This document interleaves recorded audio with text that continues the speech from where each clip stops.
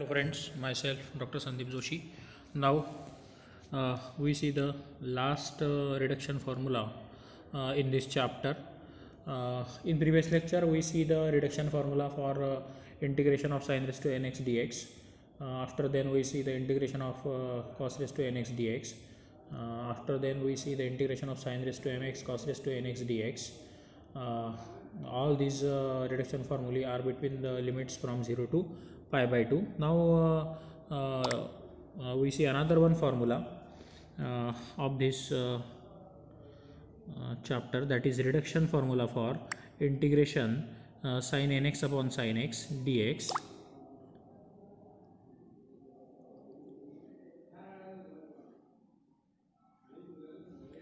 So we see another one formula, that is integration of sin nx upon sin x dx for n greater than 1, where n is a positive integer. For that we consider this step. He step तुम्हाला थोडीशी लक्षात ठेवावी लागेल. So remind this step that sin nx minus sin n minus 2x equal to 2 cos n minus 1x into sin x. आता हा formula तुम्ही म्हणाल कुठून आला, तर आपला 11वीमध्ये तुम्हाला रिडक्शन फॉर्म्युली होती, ॲडिशन फॉर्म्युली वगैरे जी होती साईन आणि कॉसची, त्याच्यामध्ये sine A minus sine B equal to 2 cos A minus B into sine A plus B या पद्धतीने एक फॉर्म्युला होता, रिडक्शन फॉर्म्युला. ओके, तर त्याच्यावरून हे तुमचं इक्वेशन तयार झालेले किंवा ही टर्म तयार झालेली असं आपण म्हणूया. So from that reduction formulae in 11th standard, so this is the formula that sine n x minus sine N minus 2x equal to 2 cos N minus 1x sine x. Okay, throughout आता काय करूया आपण, या sign एक्सने डावीकडे दोघी बाजूला पूर्ण दोघी बाजूला काय करू आपण, डिवाइड करू. So sine n x upon sine x minus sine N minus 2x upon sine x equal to 2 cos N minus 1x upon sine x, आणि हा साइन एक्स तो कॅन्सल झाला, त्याच्यामुळे इथे आला फक्त 2 cos N minus 1x. Okay, now integrating both sides with respect to x we have,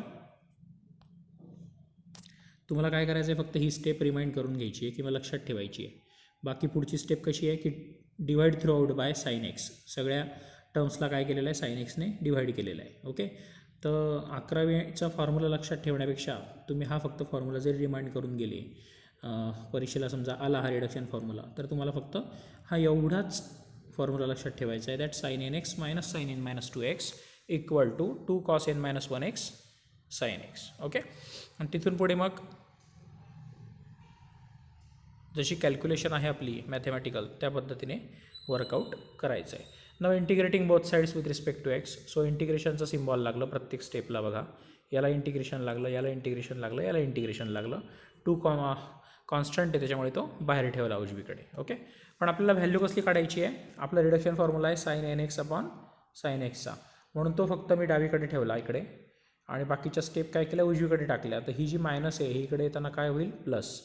So it will be 2 integration cos n minus 1x dx,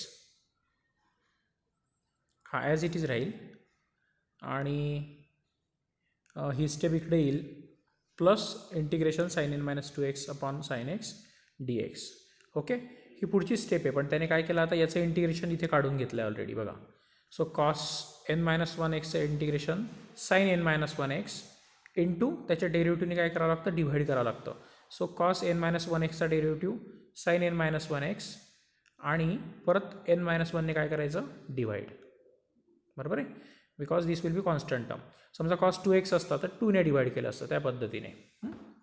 so it will be sine N minus 1x upon n minus 1 plus ही step उजवीकडे आली, so it will be as it is.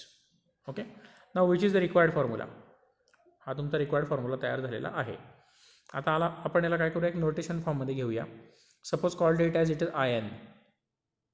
Okay, I n equal to 2 sine N minus 1x upon n minus 1 plus I n minus 2. इथं N होता म्हणून याला I N म्हटलं, आणि म्हणून इथे एन मायनस 2 आहे, तर I n minus 2. Okay, sorry, therefore your I n is equal to 2 sin n minus 1 x upon n minus 1 plus in minus 2. And here integration sin nx upon sin x dx is denoted by in. Okay, याला आपण काय म्हटलं आहे in. So that is your reduction formula. अगदी सोपा आणि छोटासा reduction formula आहे बघा. परीक्षेला आला तर साधारण 2 ते 3 मार्काला आणि मग याच्यावरचं एक्झाम्पल असं ते टोटल 6 मार्काचा प्रॉब्लेम आणि रिडक्शन फॉर्म्युला येऊ शकतो. ओके, तर आपण आता याचं एक्झाम्पल बघूया. So illustrative examples of that reduction formula that show that integration sine 10x upon sine x dx equal to 2 sin 9x upon 9 plus sine 7x upon 7 plus sine 5x upon 5. हा 5 पाहिजे. Okay, इथे printing mistake आहे बघा. इथे उत्तरात 5 आहे खाली. तुम्ही जर बघितलं हे बघा उत्तरात 5 आहे. So this will be again one printing mistake. वहीमध्ये लिहिताना इथं काय करायचं 5 लिहा. Sine 5x upon 5 sine 3x upon 3 plus sine x. Okay, and हे show that integration between 0 to pi sine 10x upon sine x dx equal to 0. आता आपण ion कोणाला म्हटलं आहे? आयन म्हणजे आहे तुमचा integration sine nx upon sine x dx. And therefore by the reduction formula मागचा जो आपण काढला त्याला इक्वेशन नंबर 1 देऊया. That is I n equal to 2 sine n minus 1x upon n minus 1 plus in minus 2. Okay, dash number 1 हा कुठून आला आहे? तर तो मागे जो काढला आहे आपण प्रिव्हियस स्लाईडमध्ये तो हा फॉर्म्युला आहे. आता या फॉर्म्युल्यामध्ये एन इक्वल टू कुठून स्टार्ट करायचं? तर लेफ्ट हँड साईडला बघायचं शो दॅटच्या. एन इक्वल टू किती पुटअप करायचं? 10. Okay, so putting n equal to 10. After then n equal to put 8, then put 6, then put 4, then put 2 successively in equation number 1.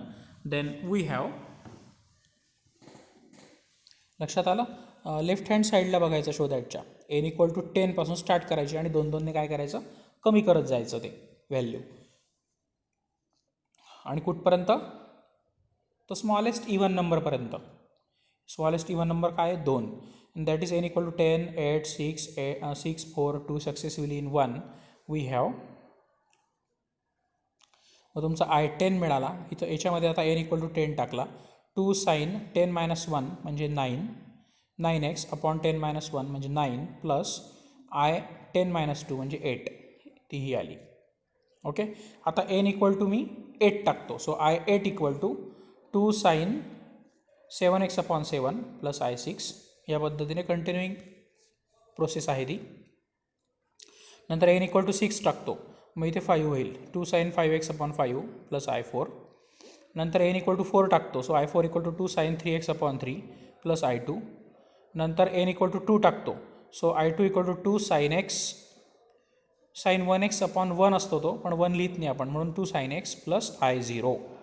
And where I0 is equal to 0. Why? Because sine 0 is 0 आणि total value काय येते? मग ती इंटिग्रेशनची 0 येते. त्याच्यामुळे I0 काय येतो? 0. आणि मग बॅक सबस्टिट्यूशन करावं लागेल आता तुम्हाला. जसं I10 मध्ये कोण आहे? I8. मग I8ची व्हॅल्यू काय टाकायची? ही. त्याच्यामध्ये काय मग परत I8 मध्ये I6 आहे. मग I6ची ही टाकायची. मग I6 मध्ये कोण आहे? I4. मग I4ची ही टाकायची. मग I4 मध्ये कोण आहे? I2. मग ही टाकायची.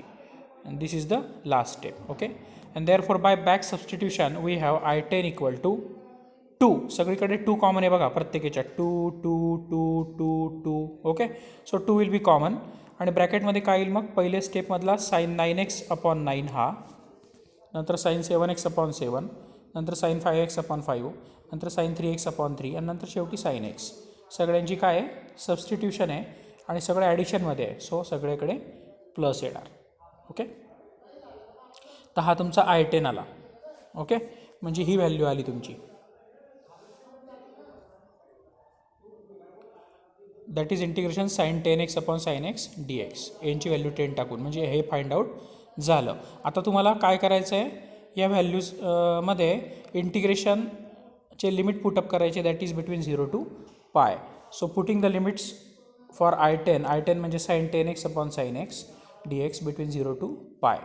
म्हणजेच उजवीकडे I10ची व्हॅल्यू काय? ही. तर याचं लिमिट्स काय पुटअप करायचं? 0 टू पाय.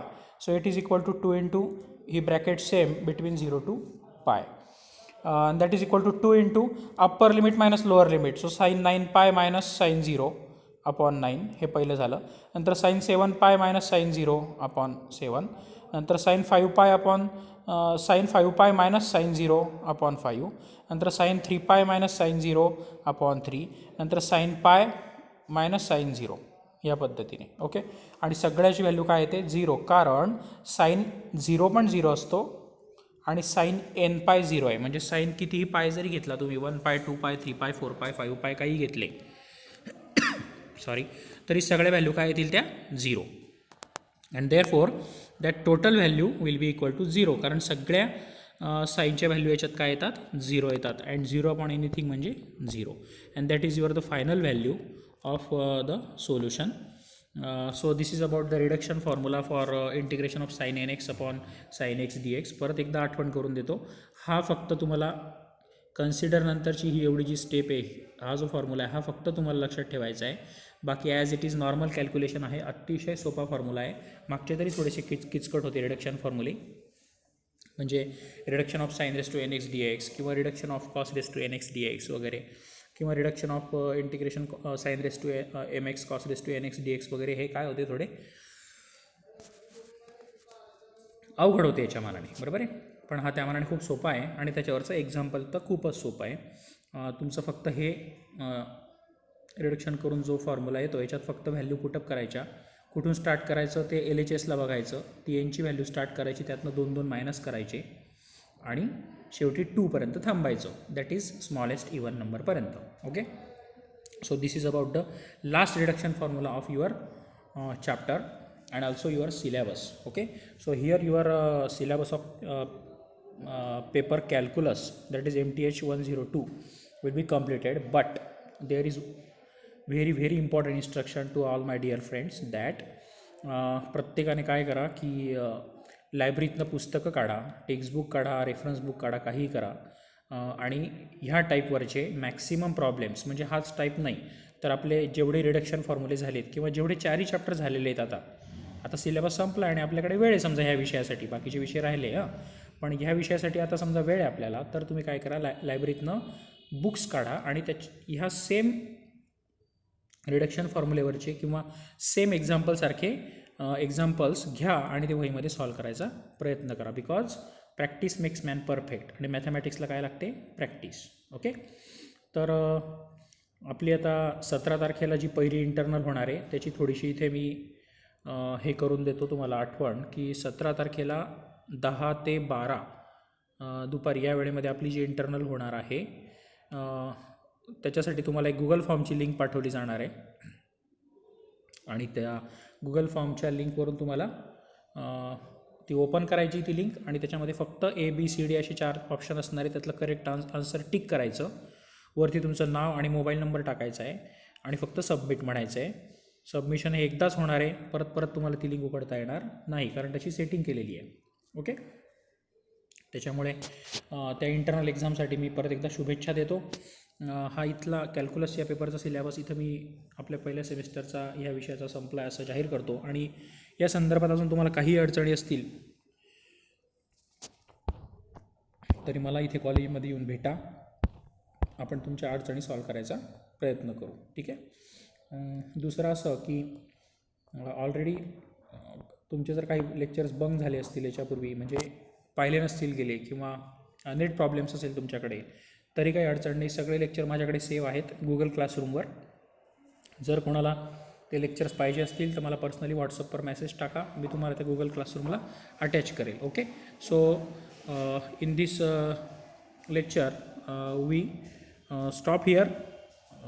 In our next lecture we start with the new paper, म्हणजे जो रिमेन आपला बाकी आहे पेपरचा सिलेबस त्या चॅप्टरला घेऊन आपण पुढच्या लेक्चरमध्ये आता भेटूया. तोपर्यंत मी इथे थांबतो आणि तुम्हाला इंटरनल एक्झामसाठी होणाऱ्या शुभेच्छा देतो. धन्यवाद.